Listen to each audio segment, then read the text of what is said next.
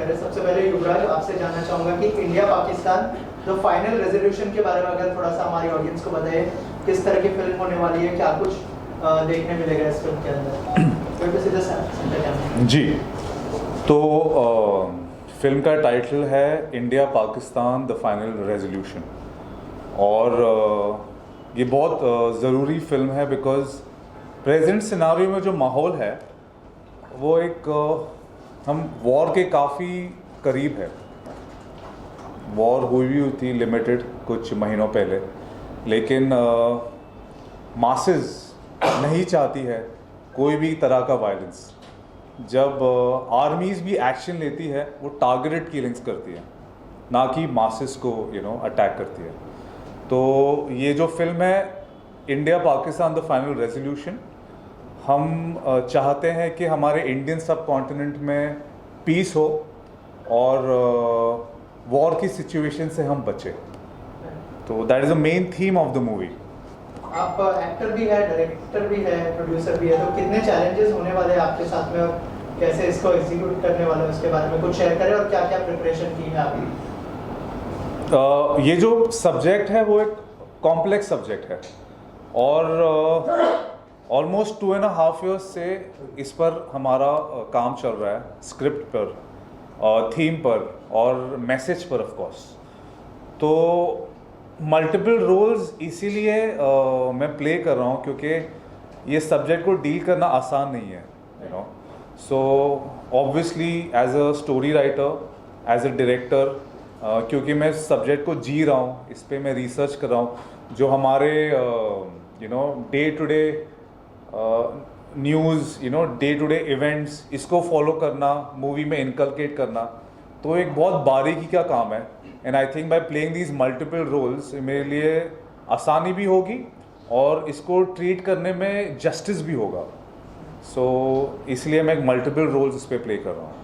नीलोफर जी, आप क्या कहना चाहेंगे, कितने एक्साइटेड है फिल्म के लिए, क्या क्या तैयारियां की है आपने अपनी तरफ से?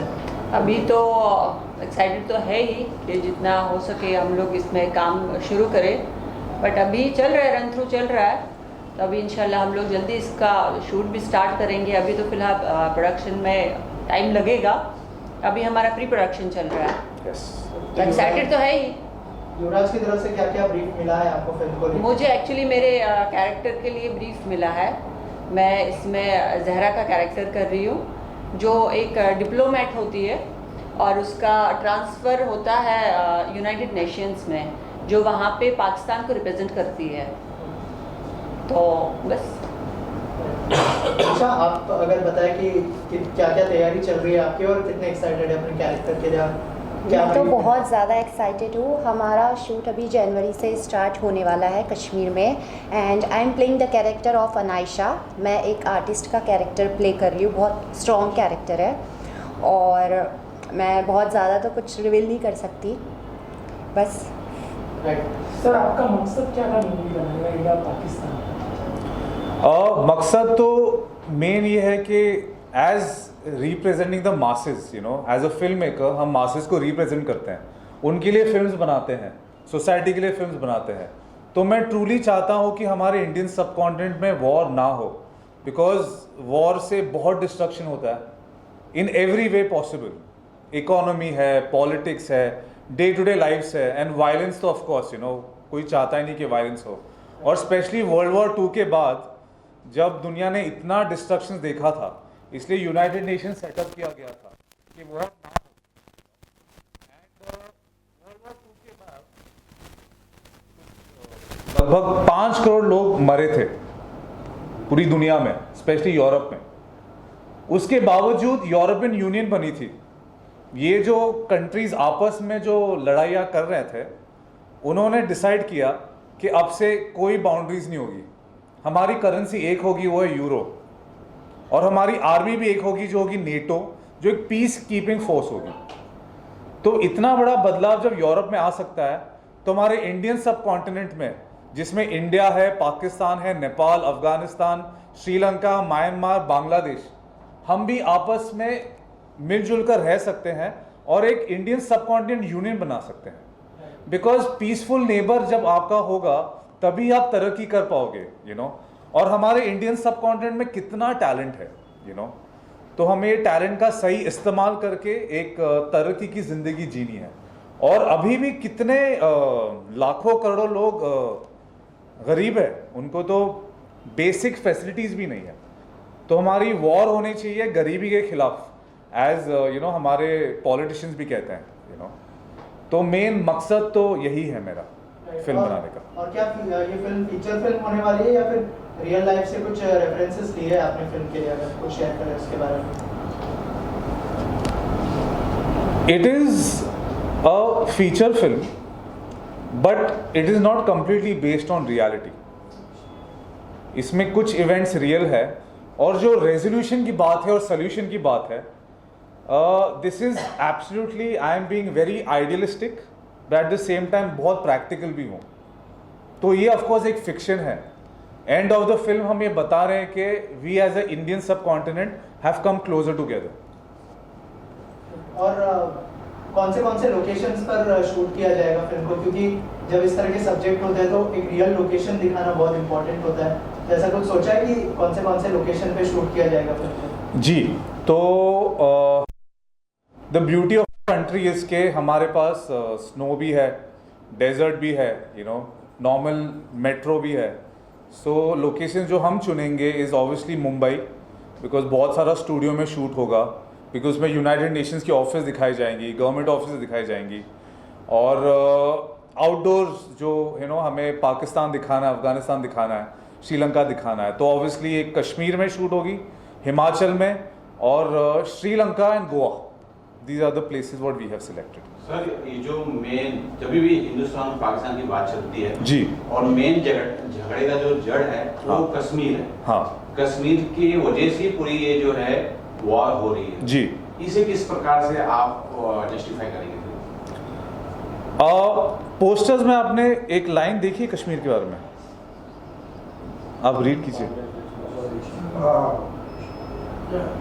क्या है लाइन?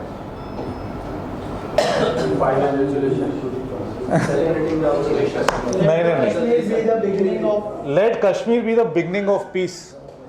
ये हमने हमारे पोस्टर में रखा है, let Kashmir be the beginning of peace. ये फिल्म में हम दिखाएंगे कि कश्मीर क्या किरदार निभाएगा ये पीस प्रोसेस के लिए। और एक पीसफुल डायलॉग भी है क्या, वो यही डायलॉग है या फिर अगर कुछ शेयर करना चाहे डायलॉग? जी ज़रूर। वर्ल्ड वॉर 2 के पहले चार्ली चैपलिन ने वर्ल्ड पीस के बारे में एक फिल्म बनाई थी। वही डायलॉग है जिसको हमने यही डायलॉग को हमने हिंदुस्तानी में कन्वर्ट किया है, ओके, हिंदी लैंग्वेज में। तो ये थीम है तो एक आइडिया आ जाएगा, you know, what is the film all about. मैं माजरत से ये कहना चाहता हूँ कि मुझे कोई सल्तनत नहीं चाहिए, ये मेरा कोई पेशा नहीं है, ना मैं किसी पे हुकूमत करना चाहता हूँ, ना मेरा किसी से कोई मुकाबला है। अगर मौका मिले तो मैं हर एक किसी की मदद करना चाहूँगा, यहूदी, हिंदू, मुसलमान, सिख, ईसाई, हम सब एक दूसरे की मदद करना चाहते हैं। यही तो असल इंसान की फितरत है। हम एक दूसरे को तकलीफ में नहीं बल्कि एक दूसरे को खुशी में देखना चाहते हैं। ये दुनिया इतनी अमीर है कि हर एक की ज़रूरतों को मुकम्मल कर सकती है। जिंदगी का रास्ता आज़ाद और ज़्यादा खूबसूरत हो सकता है, लेकिन अब हम ये रास्ता खो चुके हैं।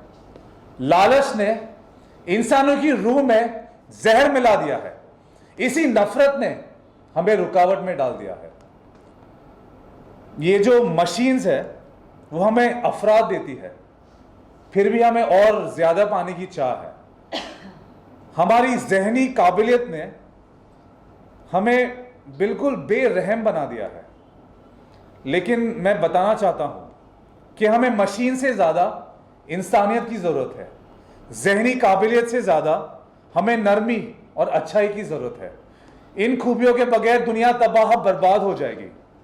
ये जो इंटरनेट है, रेडियो है, एयरप्लेन है, ये इजाद इंसानियत को नज़दीक लाने के लिए बने हैं। हमें डिवाइड करने में नहीं, ये इजाद इंसानियत की तरक्की चाहते हैं, उसका डिस्ट्रक्शन नहीं। लाखों आवाज़ें जो मुझे सुन सकते हैं, मैं कहना चाहता हूं कि मायूस ना हो। इन तानाशाह जिन्होंने हमारी आज़ादी छीनी है, ये तानाशाह नहीं रहेंगे, लेकिन हम आवाम हमेशा रहेंगे। हमें मेहनत करनी चाहिए पीस के लिए। जो भी कुछ चंद लोग इस दुनिया में वॉर चाहते हैं, हमें उन्हें मुकाबला करके हराना है। तो this is one of the dialogues from the movie. Also film peace लाने में कैसे हेल्प करेगा, उस बारे में अगर कुछ शेयर करें आप। एक तो जो एक फिल्म होती है ना, उससे काफ़ी लोग इन्फ्लुएंस होते हैं। हमने ये फिल्म को इस तरह से कंस्ट्रक्ट किया है, पास्ट के सिनारियो को और प्रेजेंट के सिनारियो को हमने सामने रखा है। फिलहाल ये अभी पीक पॉइंट है वॉर पे जाने का। इस पॉइंट से हमने ये फिल्म को ऐसे डिज़ाइन किया कि हमें क्या स्टेप्स लेने चाहिए जिससे एब्सोल्यूट पीस बरकरार रहे। उसमें से आपको मैं कुछ 2 पॉइंट बताऊंगा, और बाकी तो फिल्म में तो सारी चीज़ें 3 घंटे में आपको पता ही चलेगी। एक तो जब यूरोप वॉर लड़ने के बाद यूरोपियन यूनियन बना सकता है, हम भी वॉर लड़ने के बाद इकट्ठा साथ में आ सकते हैं। यूरोपियन यूनियन का ही मॉडल हमें अपनाना है। दूसरी थीम मैं आपको बताऊंगा, दुबई, यूएई। ये बहुत अच्छा किरदार निभा रही है फिलहाल ग्लोबलाइजेशन में। मोर देन 190 कंट्रीज यूएई में रहते हैं, और आप दुबई चले जाएं, यूएई चले जाएं, यहाँ पे एक इंडियन, पाकिस्तानी, अफगानी, श्रीलंकन, नेपाली, म्यांमार के जो सिटीजन के लोग हैं, अफगानी, ये सब इकट्ठा भाई जैसे ही रहते हैं। तो अगर आप यूएई और दुबई जाएंगे ना, हमें ऐसे लगता है कि यार यहाँ पर तो भाईचारा है, लेकिन जब हम इंडिया, पाकिस्तान, अफगानिस्तान यहाँ चले जाते हैं तो यहाँ क्या लफड़ा हो जाता है। तो ये एक गौर करने लायक है कि हम यूएई में जब मिलकर रह सकते हैं सारे सब कॉन्टिनेंट के लोग, तो हम यहाँ क्यों नहीं रह सकते। ये एक मसला हमने इंडिया पाकिस्तान की जिसमें आपने ये नाम दिया है, ऐसे तो बहुत से पिक्चर है इंडिया पाकिस्तान में झगड़े लगाने का कार्य किए हैं, अगर कुछ जो हुए हैं देश में उस तरह से दिखाने का कार्य, तो क्या इसमें कुछ एक अद्भुत कला इसमें देखने को मिलेगी पिक्चर में?